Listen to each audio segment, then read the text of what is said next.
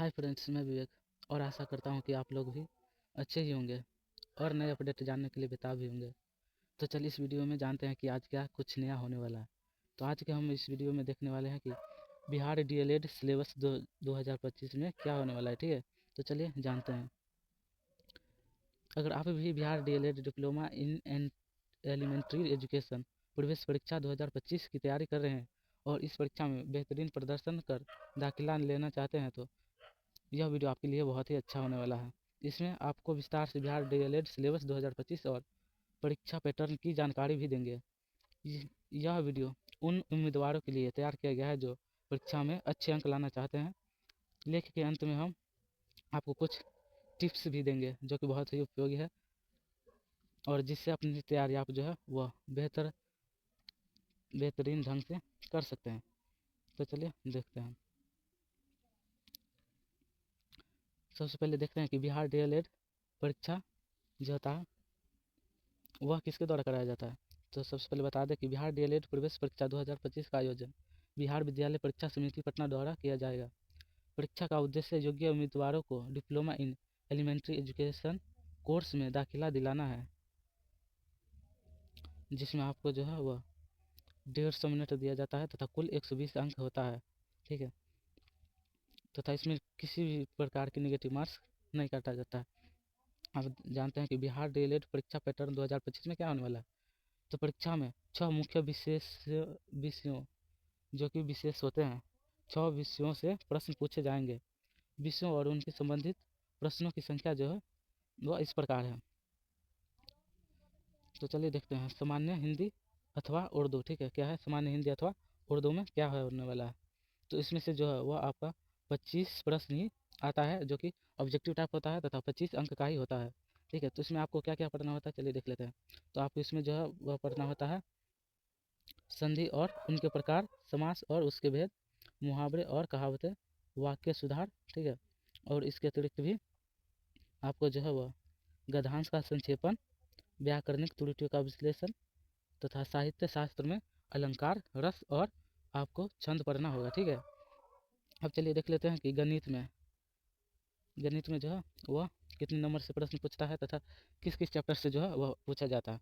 तो गणित में जो है इसमें भी 25 अंक का ही पूछा जाता है जो कि सभी के सभी ऑब्जेक्टिव टाइप होते हैं। और इसमें आपको जो है वह पढ़ना क्या क्या होता है। तो आपको इसमें पढ़ना होगा कि वास्तविक संख्याएँ, बीजगणित और बहुपद, रेखीय समीकरण, त्रिकोणमिति। इसके अतिरिक्त ज्यामिति, त्रिभुज, वृत्त, क्षेत्रफल और आयतन। और इसके बाद जो आता है वह आता है सांख्यिकी और संभाव्यता। ठीक है, अब इसके बाद देखते हैं कि विज्ञान से कितने प्रश्न पूछे जाते हैं, कितने नंबर का, तथा आपको किस किस चैप्टर को कवर करना होगा। तो चलिए देखते हैं। तो इस विज्ञान में जो है वह केवल 20 ही प्रश्न पूछे जाते हैं। ठीक है, जो कि सभी के सभी ऑब्जेक्टिव टाइप्स होते हैं और इसके लिए आपको 20 अंक निर्धारित भी होता है। ठीक है, तो चलिए देखते हैं कि आपको इसमें किस चैप्टर को कवर करना होगा।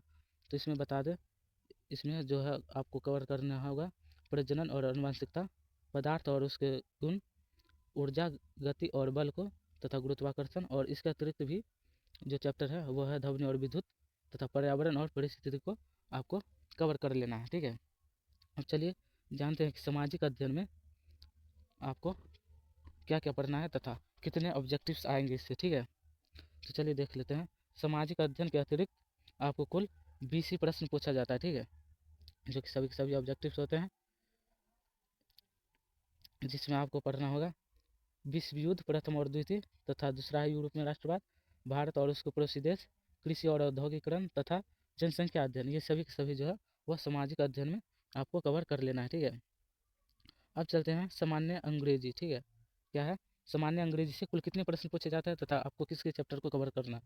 तो इसमें भी जो है वह केवल 20 ही प्रश्न पूछे जाते हैं जो कि सबके सभी ऑब्जेक्टिव्स होते हैं। तो आपको इसमें किस किस चैप्टर को कवर करना है तो चलिए देख लेते हैं।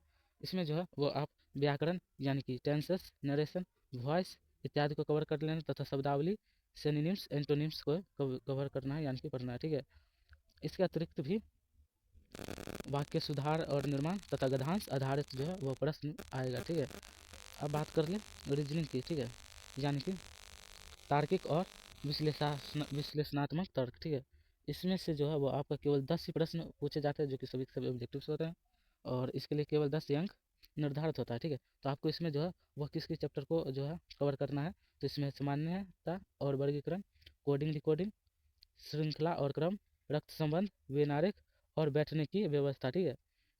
अगर आप इन सभी चीज़ों को कवर कर लेते हैं तो आप आसानी से इसमें जो है वह सफलता पा सकते हैं। अब जो इसमें जो वह सबसे महत्वपूर्ण है इस वीडियो में, वह है परीक्षा की तैयारी के टिप्स, ठीक है, जो कि आज हम आपको बताने वाले हैं। तो इसके लिए आप क्या क्या कर सकते हैं। तो इसमें जो पहला है वह है सिलेबस और परीक्षा पैटर्न को समझना, ठीक है। तो इसमें क्या है कि परीक्षा के सिलेबस को गहराई से अध्ययन करें और एक सुव्यवस्थित टाइम टेबल बनाएं, ठीक है, जिसमें आप आसानी से इन सभी को कवर कर सकें। अब इसके लिए दूसरा पॉइंट पे आते हैं, तो सही अध्ययन सामग्री का चयन करें, ठीक है। यानी कि जो एनसीईआरटी की जो बुक होते हैं, यानी कक्षा 6 से लेकर के 10 तक की किताबों का आप अच्छे तरीके से अध्ययन कर लें। तथा तर्क शक्ति के लिए RS अग्रवाल, जो कि बहुत ही अच्छा बुक होता है, मेरे पास भी है, आप उसका तैयारी कर सकते हैं। अब आता है अगले पॉइंट्स में, हिंदी और अंग्रेजी व्याकरण के लिए एरिहंट की किताबें को आप फॉलो करें या पढ़ें, ठीक है। अब इसके अतिरिक्त आप क्या कर सकते हैं, तो आप जो है वह मॉक टेस्ट और पिछले प्रश्न पत्र को हल कर सकते हैं, ठीक है। क्योंकि बहुत सारे ऐसे भी प्रश्न होते हैं जो कि डायरेक्ट पीछे से ही उठा करके आपको नए परीक्षा में डाल दिया जाता है, ठीक है। तो इसके लिए रोजाना मॉक टेस्ट हल करें और अपनी गलतियों पर काम करें, ठीक है। यानी कि आप किस किस चीज़ में चूक जाते हैं उसे देखें। और चौथे पॉइंट की बात करें तो टाइम मैनेजमेंट का ध्यान रखें, ठीक है, कि आपको किस पर कितना जो है वह टाइम देना है तथा किस पर कितना अधिक मेहनत करना है, ठीक है। अब हर विषय के लिए उसके महत्व और कठिनाई के आधार पर समय दें। अब इसके जो है पाँचवा पॉइंट वह क्या है, शॉर्ट्स नोट्स बनाए, ठीक है।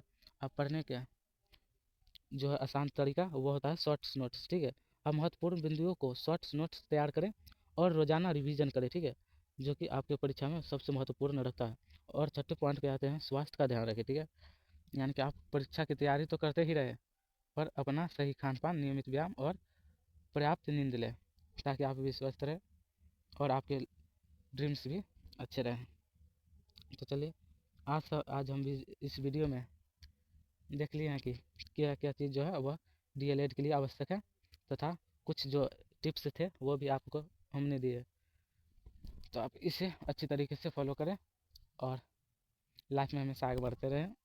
तब तक के लिए have a nice day and good bye.